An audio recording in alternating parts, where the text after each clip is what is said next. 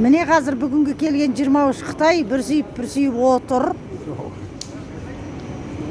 Мыналарды. Бұл Қазақстанға келіп тұр бұлар. Немін соңшаны олайры жыба? Немге алайлы? Дагун? Немді оғылай дагун жыба?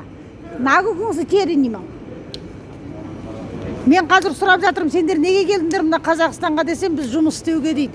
Сонда қазаққа жұмысын істейтін бізде қазақтың азаматтары жоқ болған ба? Қалай, мен түсінбей тұрмын. Міне қазақтың жұмысы жоқ азаматтар. Қазір мына жігіттер шешесін кіргізе алмай тұр. Мына атамыз өзінің кемпірін, 50 жылға отасқан кемпірін кіргізе алмай тұр. Сонда ойлап қараңыздаршы, мынаншалық көп Қытай біздің қазаққа үлес қосқалы жүр дейді. Мынау масқара ғой. Сонда мына Қытайлар үлес қоспаса біздің қазағымыз құрып кететін сияқты.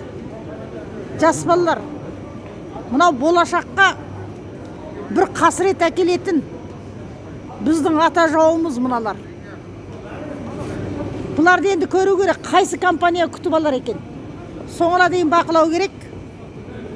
Бұларды бір компания күтіп алады деген сөз. Жауап бермей қашып жүр. Бұлар ауру ошағынан, Уханның орталығы Шыңдудан ауру ошағынан келген алапаттар деген сөз. Қанша өкен санайықшы? 1, 2, 3, 4, 5, 6, 7, 8, 9, 10, 11, 12, 13, 14, 15, 16, 17, 18, 19, 20, 21, 23 Қытай. Ортақ есеппен. Сонда қазаққа 23 Қытайдан 230 түрлі апат туады деген сөз. Мыналардың қайсысы ауыру, қайсысы сау білмейміз. Уханда бірінші рет коронавирус пайда болған кездегі осылар келген туған жерден пайда болған міне 1 жылғы карантинде осы Қытайлар не қылды. Ары қарай жалғастырамыз.